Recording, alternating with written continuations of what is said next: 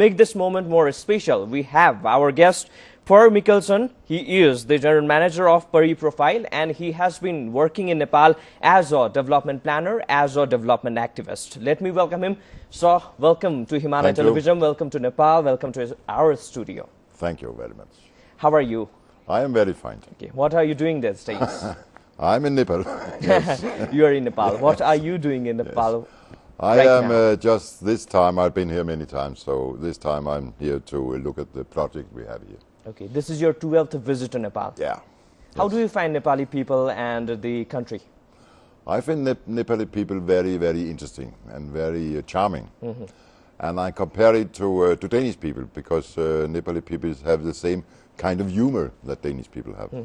And Nepali people also like to have festivals and like to dance. There are lots of festivals in Nepal. Yes, I know. What about Denmark? Yes, there's also a lot of festivals. But Danish people also like to enjoy life, to sing and to dance. And so do you know how to dance? I know how to dance. What about singing? I also know how to dance Nepali dance. It's a different dance. A different dance. It is different than Denmark. Yes. Definitely, yes. We have our own native culture. Besides this, do you know how to sing or not? A Nepali song? No. Why? No, I don't speak Nepali. You don't speak Nepali. No, this is your 12th visit, and don't you feel that you should go, you should learn Nepali language? Yes.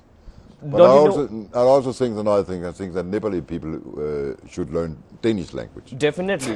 Definitely. Yeah. Yes. What about a Nepali song? Since you have been in Nepal, this is your 12th visit, you are saying, so I guess you should.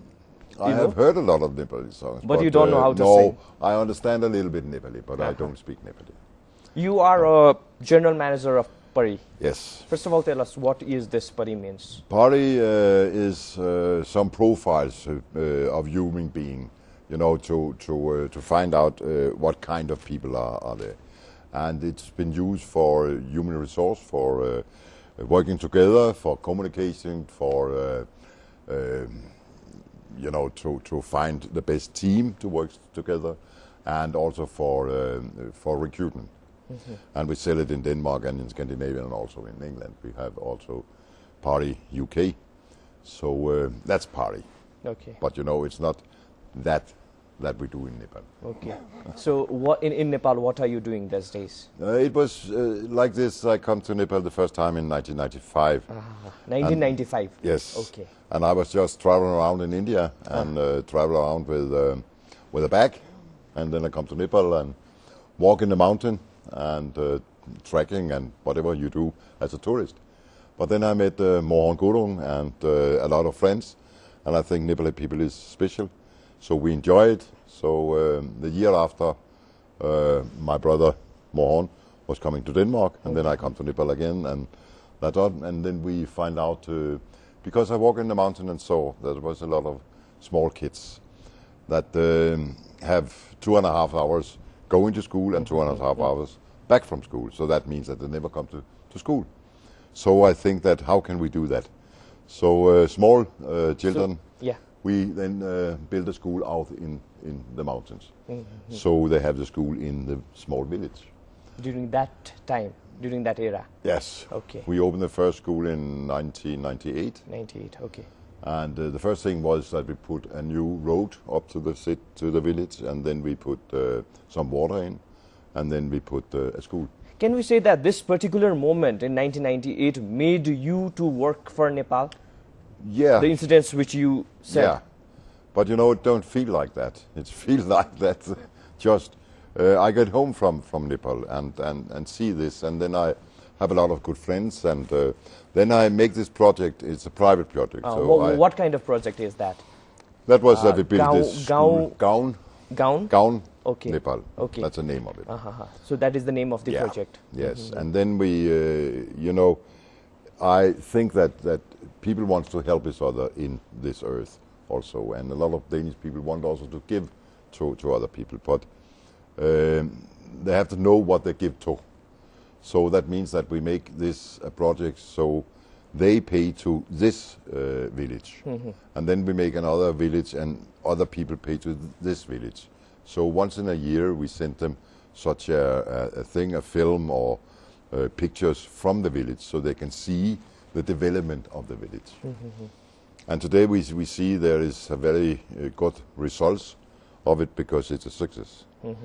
And we make it first up in Kevron, a small village there, and then we make in another small village, and then we made it down with a road. And we make a project there and school there, and now this project we now make a health studio there instead of also. Yeah. Now, you just said that you have been to Tanaho. Yeah, before a Tanaho. few days. Yes. So what is the main purpose of this visit, this Nepal visit or this Tanaho visit? This was because in Serata there is a road and there is a big factory, a cigarette factory, moving from, I think, Kathmandu and out in this area. And I think they move out there because they were more educated there than other places because of the school that we built. So they move out there. So now I go out for seeing that they built this factory. So that means that's another thing that we have to do with the school. And also another thing have to do that we make this health project, where we put 2 nurses in every day, and then 2 times a month there come a doctor, and you know the health in the area also.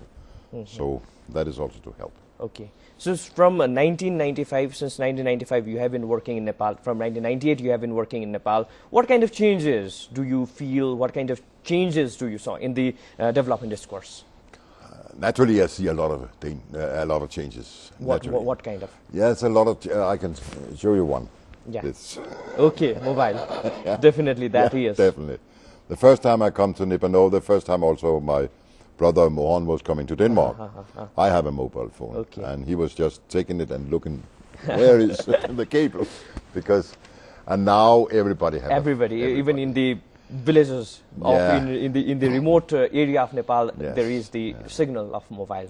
2 years ago, I was with some friends from Denmark. Also, I was in Tidon, and there was this little elephant man sitting in the front of the elephant. And when you go back, and he put it up here.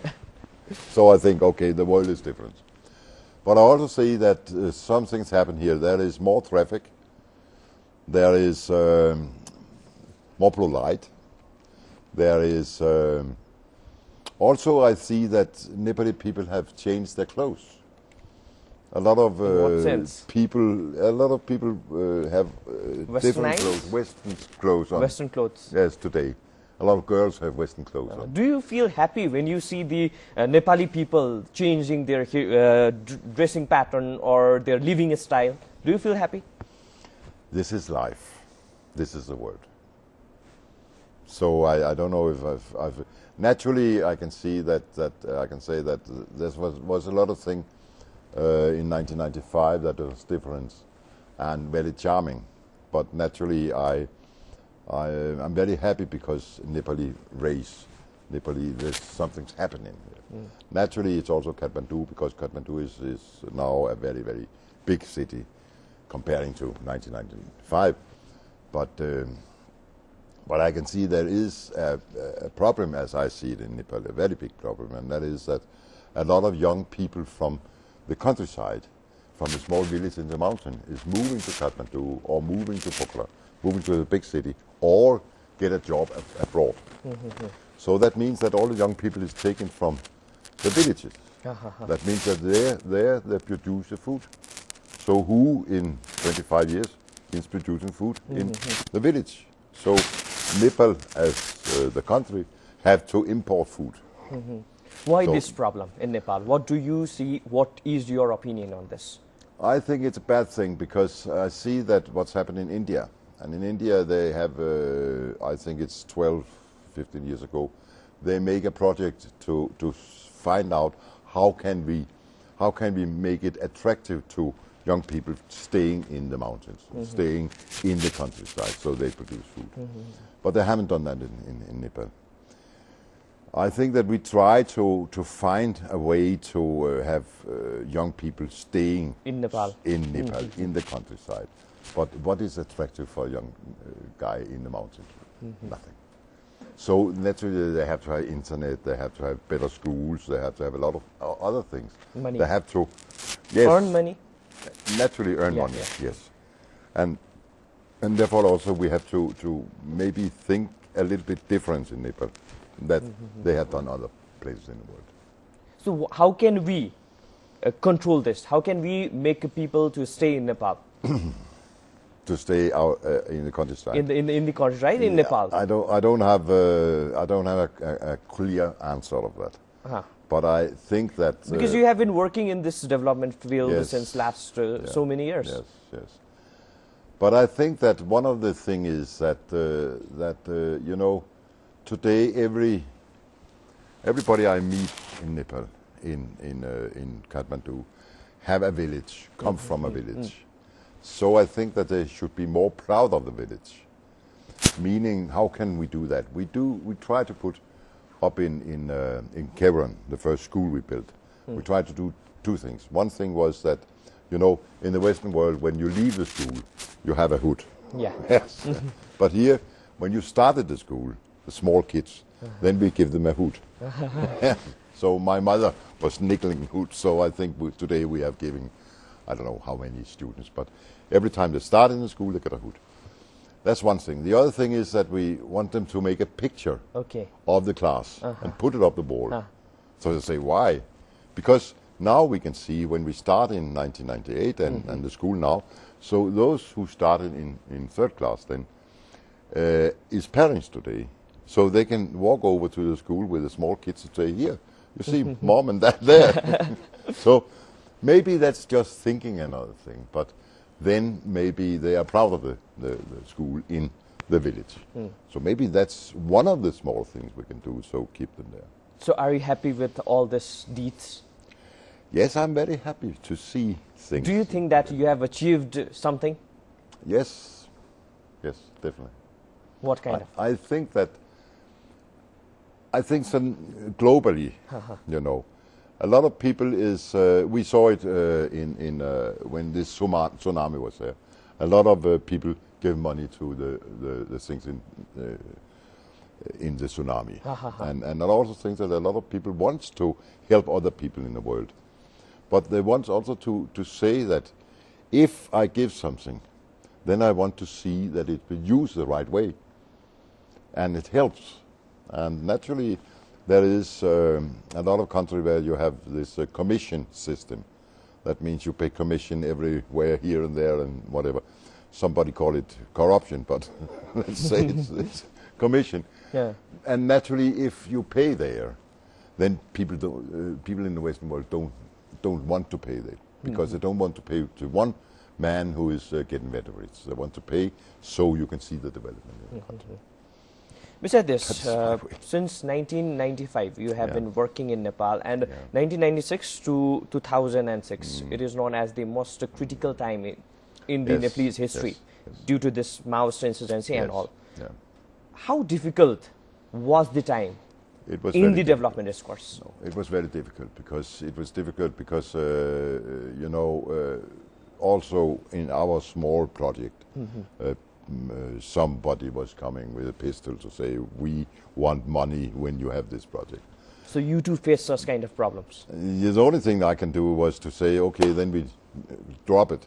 The project was Yes, closed. then we drop it. Okay. So naturally in this year we put it a little bit down. We still have the school, we still pay the money for the teachers and something like that. But you know, it's very low, and then we put it up again.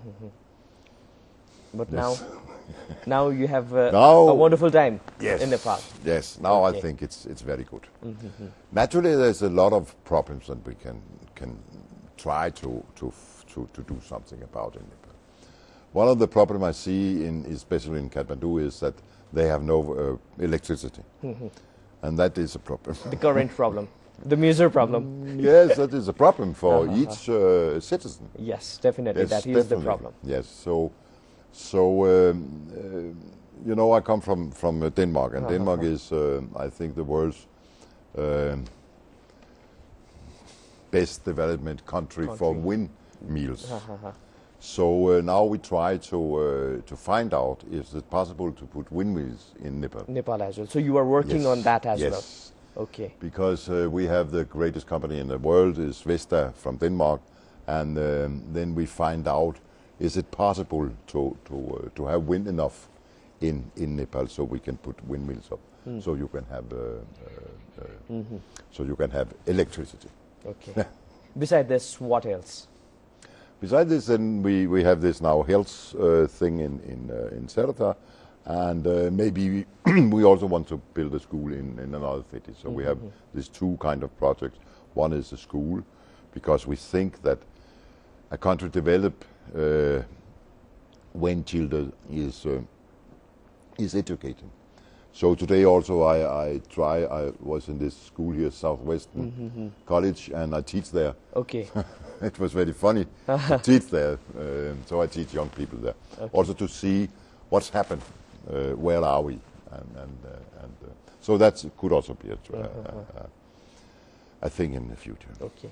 Do you have any memorable moments while working in Nepal with the Nepali community, with the stakeholders and bureaucracy? Memorable moments?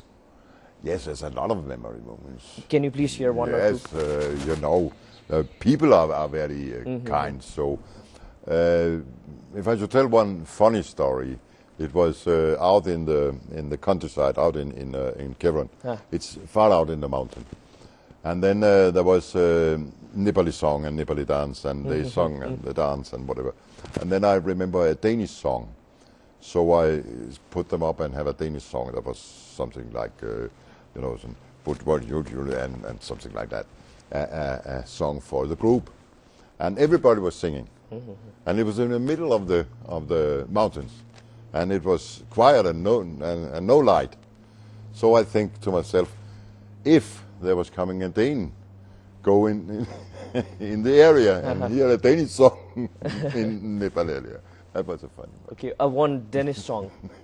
Yeah, yes. You know how to sing a Danish song, so can you please? You don't want to go in that part. No. Okay. No. While working from the policy side, do you face any problem from the Nepali policy makers or the policy problem? I see that. I don't want to be involved in Nepali politics. No, not the politics, but the policy. Policy might create a disturbance while working in the development field.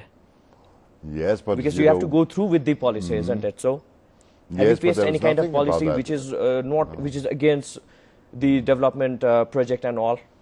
No, I don't think. I see that everybody supported. I mean, that's fine. I have a meeting 2 days ago with the education minister, and he was very kind and it's very good.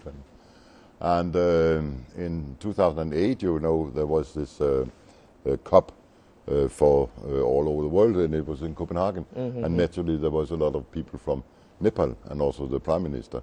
So naturally, I say hello to him, and very kind people, and I know the embassy. So till today, you haven't faced any kind of such problems, no. The policy problems? No. Okay. So beside this, how do you analyze the current situation of Nepal in terms of development? Are we moving towards the better path? Are we heading towards the right direction? I think that you're heading in the right direction. And I also see that it will take time. And naturally, time is two things, because one thing is time, you know, when you have this. Mobile. It's definitely. going like this. Another thing is development time for creating thoughts in human mind, and that will take time. Okay. And I also think that is the right way to do it right now, but I think it will take time. While working in the development project, what about the monitoring and evaluation part? Have you focused on that as well? Since because in Nepal the news comes that there are schools, there are hospitals, but there is the lack of doctors, there is the lack of health worker, there is the lack of teachers. Have you faced such kind of problems since you have established so many hospitals, so many educational institutes? No, I see still that it's the right way, but I also see that naturally Nepal also have a problem, because the problem is infrastructure. Because naturally in Denmark, a flat country, you have an infrastructure.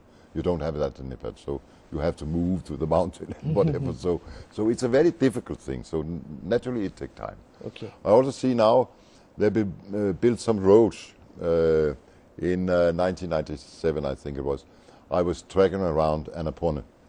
And today you can drive from Pokhara and all the way up to Tatabani. somebody say that you can drive all the way up to Johnson. I don't know. I haven't been there, but in that time you could walk, and that was it. Denmark So and a lot of Nepal, things. according to you. What? Denmark and Nepal, according to you. Denmark is, I think Denmark is willing to help Nepal. And naturally, this is a project, a private project and not a government project. But I know that there is a lot of government projects, Danish government also. Danida who making things in Definitely, Denmark, yeah. yes. Yeah. So I also think they will do that in the future. So that's it. Yeah, so Okay. that's it. And how can Denmark help us for the development of Nepal? Similarly, how can we help Denmark? How can we establish a better relationship between the two countries, Denmark and Nepal, according to you? I'm not a politic man, so I don't know quite how you can do it, but naturally it's for the government to talk about that.